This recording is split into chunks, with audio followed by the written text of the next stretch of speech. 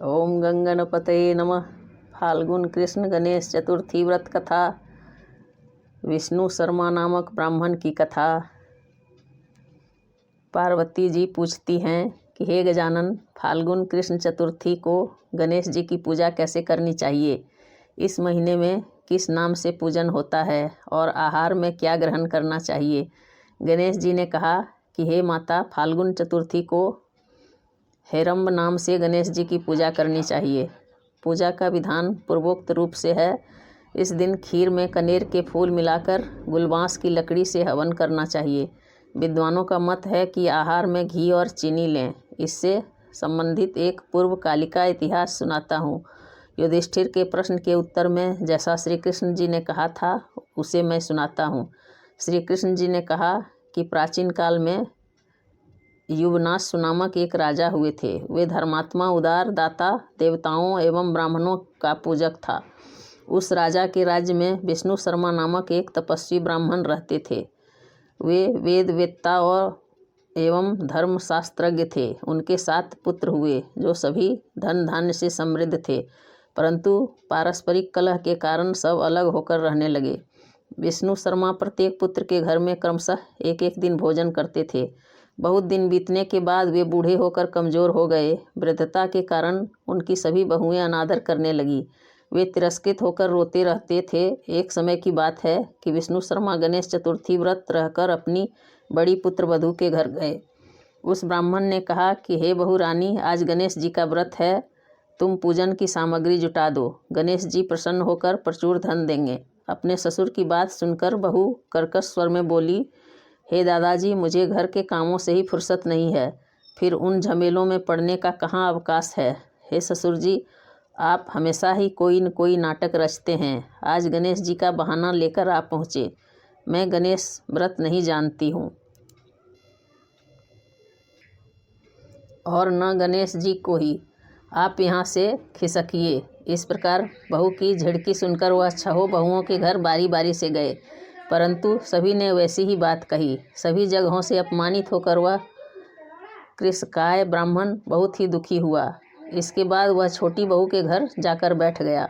छोटी बहू बहुत ही धनहीन थी। वह संकोच में पड़कर कहने लगी। ब्राह्मण ने कहा कि अरे बहू रानी, अब मैं कहाँ जाऊँ। 6 बहुओं ने फटकार दिया, तुम्हारे यहाँ तो व्रत सामग्री एकत्रित करने का कोई साधन नहीं दिख रहा है।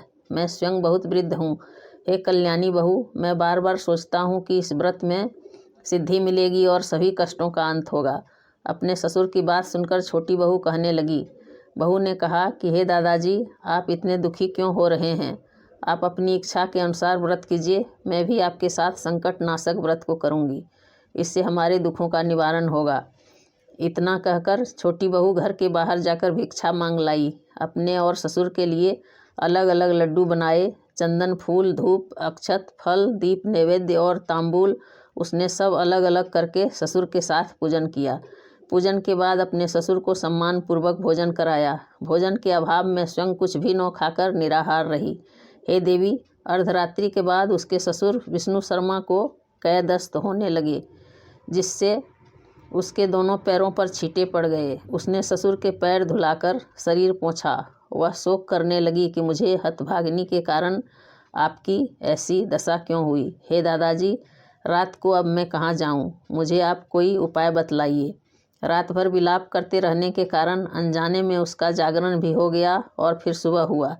छोटी बहू क्या देखती है कि उसके घर में हीरा मोती और मणियों का ढेर पड़ा है, जिससे घर प्रकाशित हो रहा था।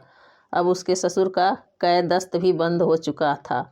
आश्चर्य में पड़कर वह अपने ससुर से पूछने लगी, यह क्या बात है, यह संपत्ति किसकी है। अरे, इतना मणि, मूंगा आदि मेरे घर कहाँ से आ गए।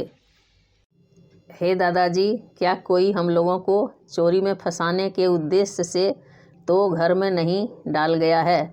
पतोहू की बात सुनकर ब्राह्मण कहने लगा कि कल्याणी, यह सब तुम्हारी श्रद्धा का फल है।